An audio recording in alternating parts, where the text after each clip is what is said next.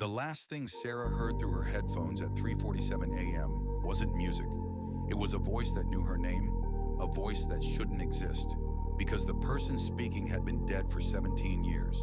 Before we continue, subscribe, like, drop a comment, and turn on notifications, because I drop interesting stories like this always. Millbrook, Pennsylvania.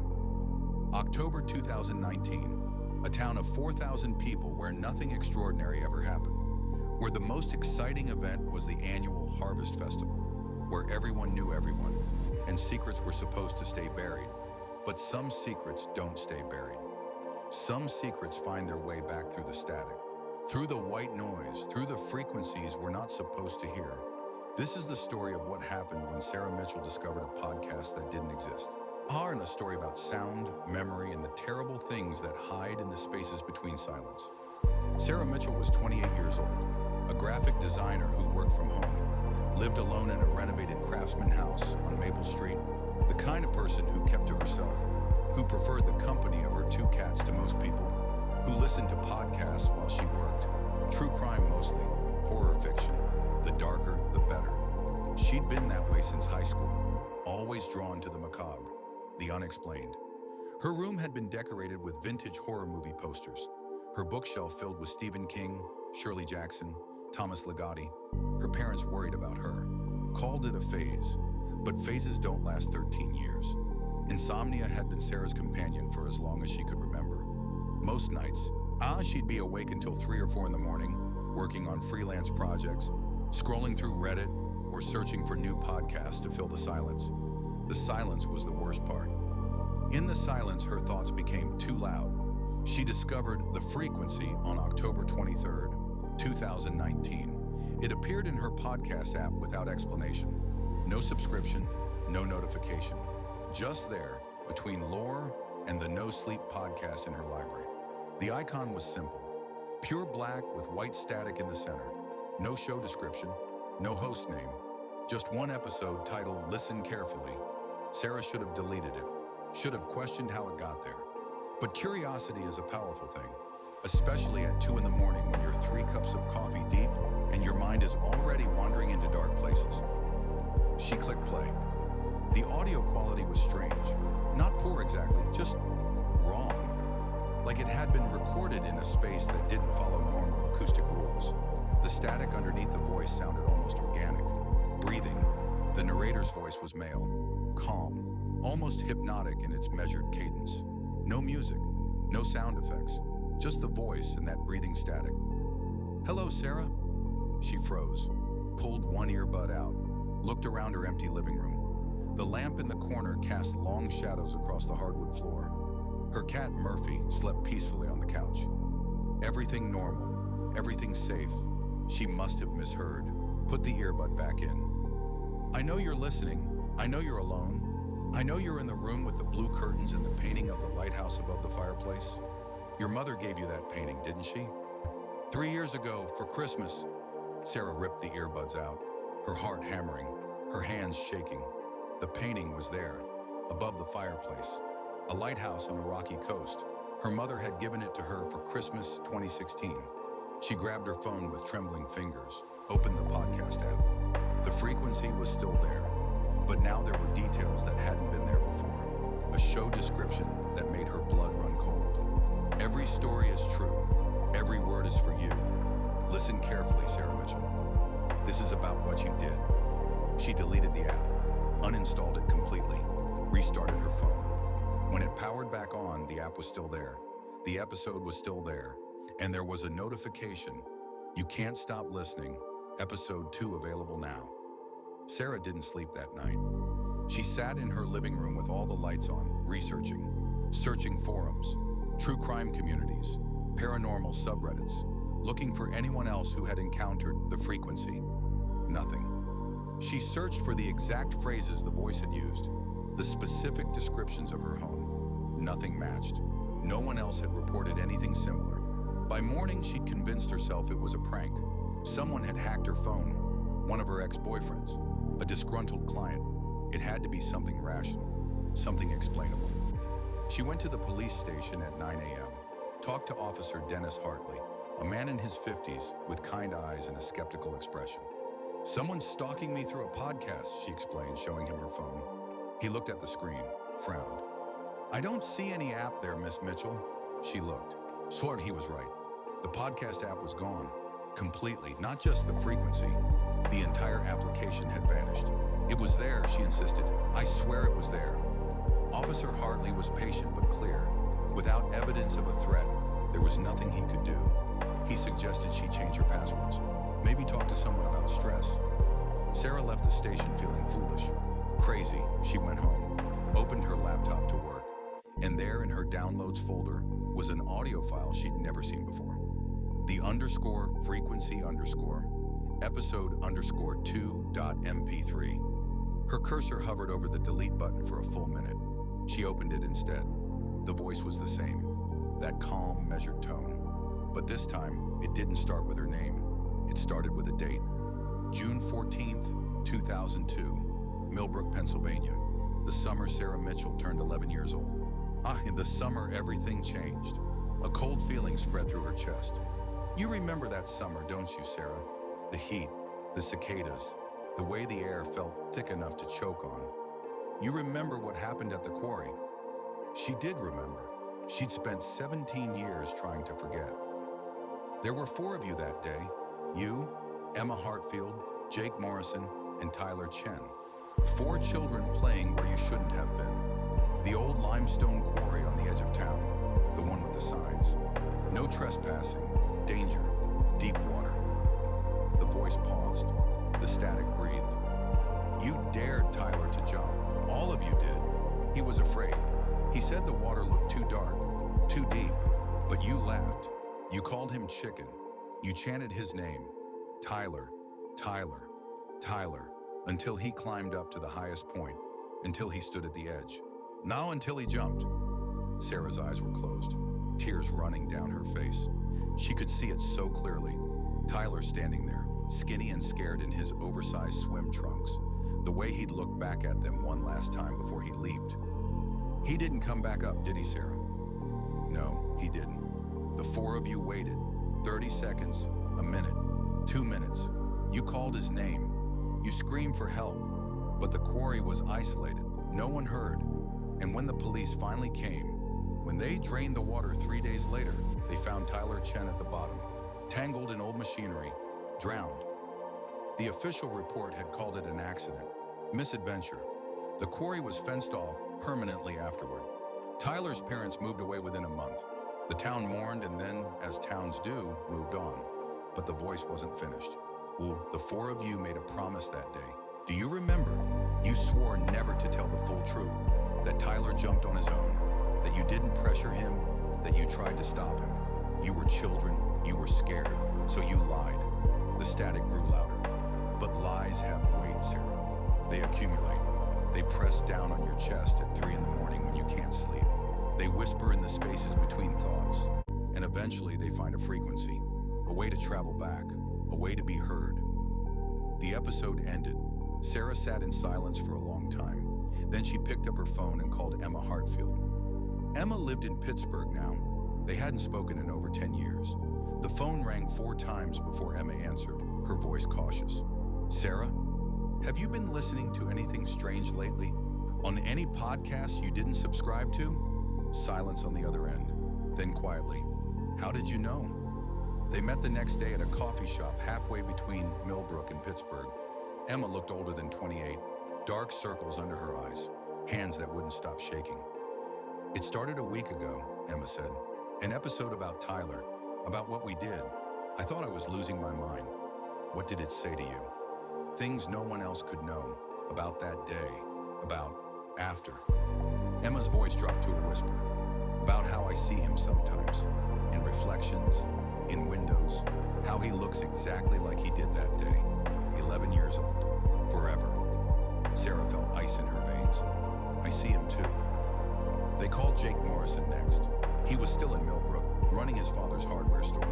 He answered on the first ring, and before Sarah could say anything, he spoke. It's real, isn't it? The podcast. I'm not crazy.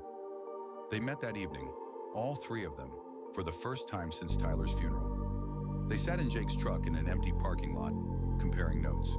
Jake had received 5 episodes, each one more specific than the last, each one revealing details about that day at the quarry, details they'd never told anyone. The last episode, Jake said, his voice rough, it said Tyler didn't die in the water.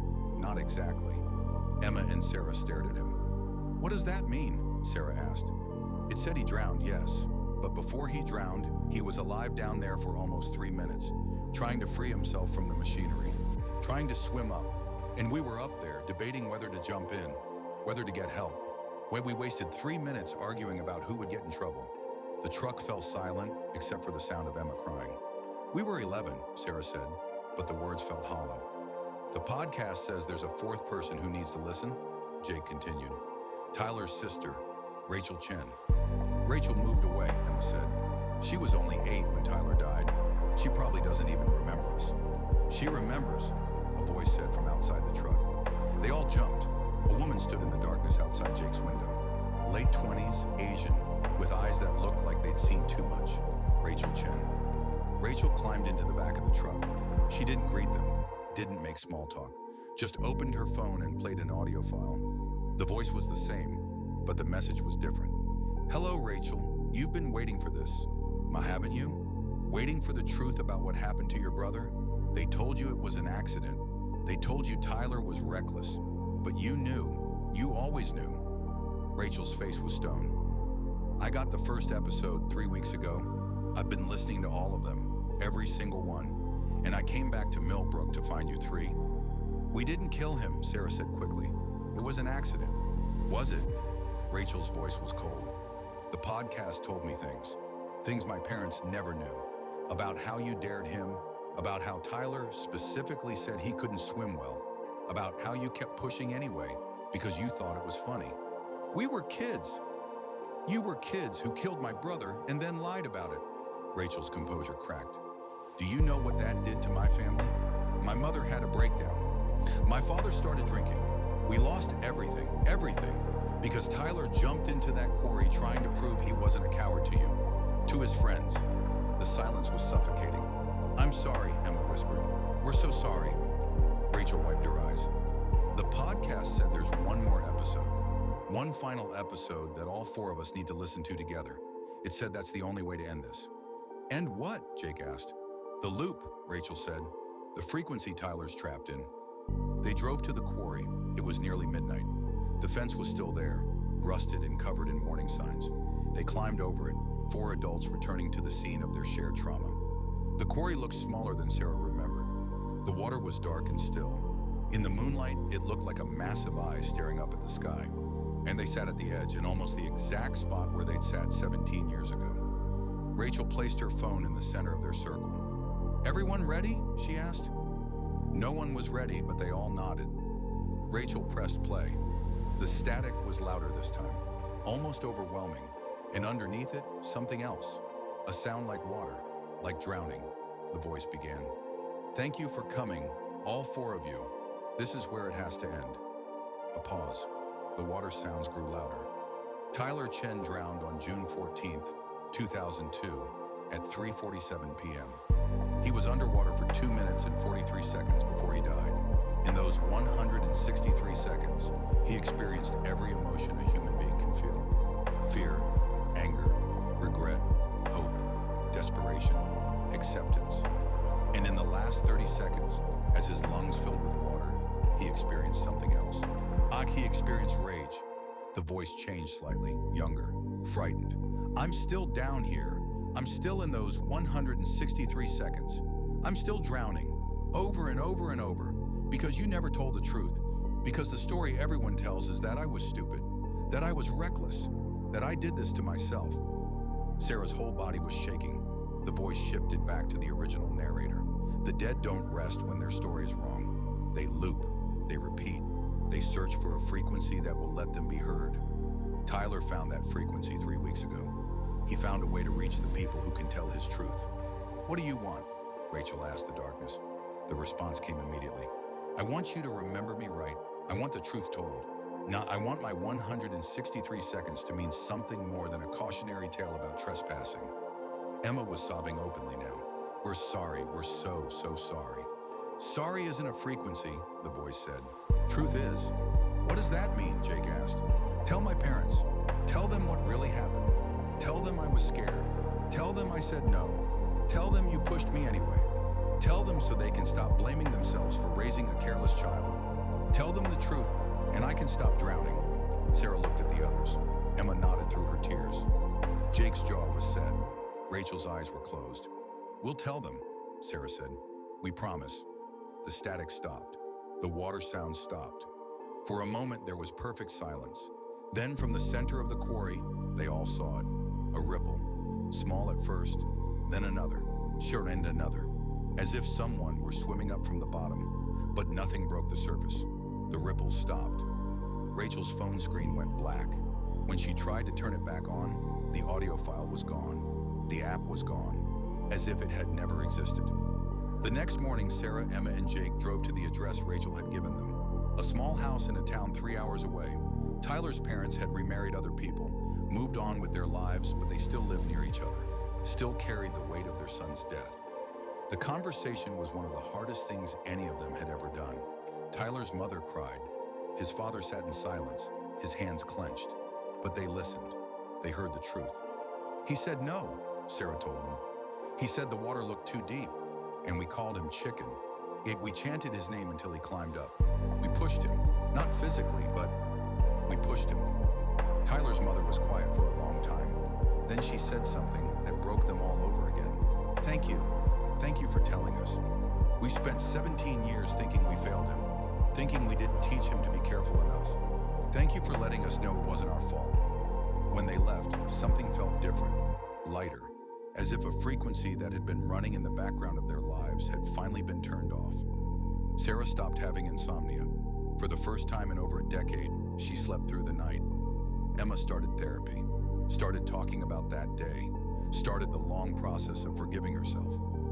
Jake visited Tyler's grave for the first time since the funeral, left a note that said simply, I'm sorry. Watch, we all are. Rachel moved back to Millbrook, said it felt right, said something had settled. For 3 weeks, everything seemed okay. Then Sarah received a message on her phone from an unknown number. Check your podcast app. With shaking hands, she opened it. There was a new show in her library. The Frequency, Season 2. 1 episode available. Title, The Girl Who Disappeared, Amanda Rodriguez, 1998. And in the show description, every town has secrets, Sarah. Tyler was just the beginning. You're going to help me tell all of them. Every story, every lie, every voice that was silenced. You're going to listen, and you're going to help them be heard. Episode 1 of 47. Sarah sat in her living room, staring at her phone. Her hands weren't shaking anymore. She wasn't afraid. She was something else, something stranger. She was ready. Because she understood now what the frequency really was. It wasn't a haunting, it wasn't a curse, it was a purpose. She thought about Amanda Rodriguez, a name she'd heard before, a girl who disappeared from Millbrook in 1998, a case that went cold, a story that was forgotten. She thought about all the other stories, the other voices, the other truths that needed to be told. She clicked on episode 1. The static filled her ears, the breathing underneath it, and the voice. Hello, Sarah. I knew you'd listen. I knew you'd understand. You have a gift, you see. The ability to hear frequencies others can't. The ability to carry truth. Are you ready to become a conduit? Sarah looked around her living room. The blue curtains, the lighthouse painting, the cat sleeping peacefully. A normal life. She could delete the app. She could refuse. She could go back to insomnia and guilt in the safety of not knowing. Or she could listen. Tell me about Amanda, Sarah said to the empty room. And the frequency responded. The podcast app on Sarah Mitchell's phone now contains 47 episodes. She's listened to 12 of them. Each one a voice. Each one a truth. Each one a person whose story was buried, forgotten, or deliberately silenced. She doesn't sleep much anymore, but it's different than before. She's not running from silence. She's filling it with truth, with testimony, with the frequencies of the dead who refuse to rest until they're remembered correctly. The people of Millbrook think Sarah Mitchell went a little strange after Tyler Chen's parents got that confession. They say she talks to herself sometimes. They say she's writing a book about the town's dark history. They say she knows things she shouldn't. They're not wrong, because Sarah discovered something that changed everything. The dead aren't haunting us. We're haunting them. Every wrong story, every convenient lie, every time we rewrite someone's ending to make ourselves feel better, we trap them in loops of our own making. The frequency isn't supernatural, it's just sound. Finding the path of least resistance, finding the people who are willing to listen, and Sarah Mitchell is listening. Last night, a new episode appeared. Episode 48. The title made her blood run cold. The listener, Sarah Mitchell, 2037. Her own name, her own death date, 18 years in the future. She hasn't opened it yet, but she will, eventually. Because the thing about frequencies is that once you start hearing them, you can't stop. Unlike you can only choose whether to listen, and Sarah always listens, especially at night, especially at 3:47 a.m., when the static sounds almost like breathing, when the voices of the dead sound almost like your own.